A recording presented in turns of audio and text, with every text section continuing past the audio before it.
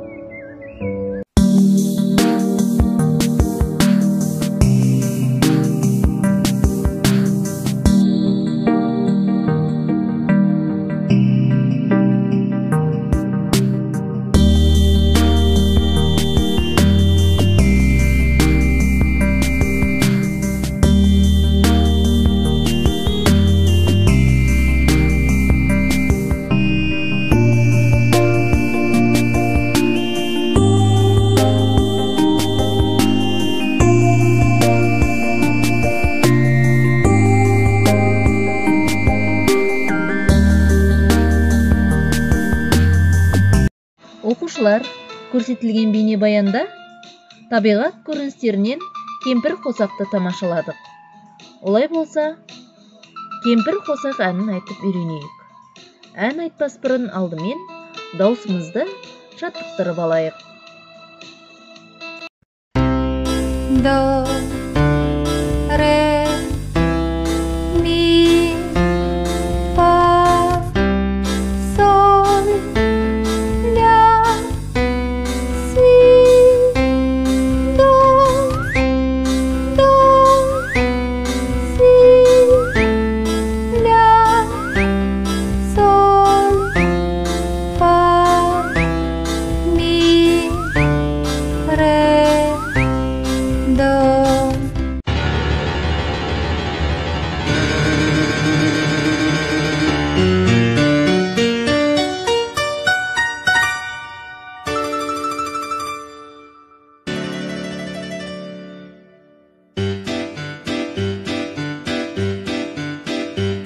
Жаңбыр жауып басылды, күннің көзі ашылды.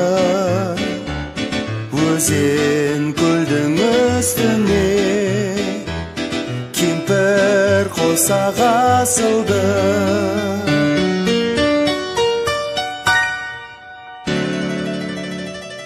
Қызыл түсті қызғалдақтай, сары түсті сарғалдақтай, көгілдірі көк аспанда. Көгі жайлау жарасқандай, ел қызыға қарасқандай, кемпір қосақ ғажап қандай. Кемпір қосақ тамаша, көз тоймайды қараса. Бейне әжем тоқыған, түрлі түсті алаша.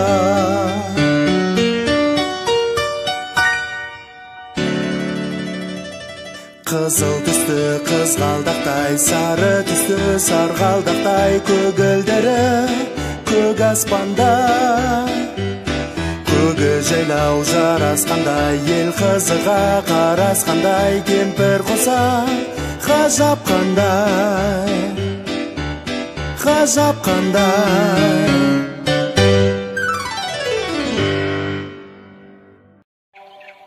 Оқушылар, сабағымызды қорытындылай келе, көңілді микрофонның сұрағына жауап беріп көрейік. Табиғат дегеніміз не? Музыканы қалай түсінеміз? Желсіз түнде жарғай әннің сөзін жазған кім? Музыкада неше нота бар? Сабақ аяқталды. Сау болыңыздар.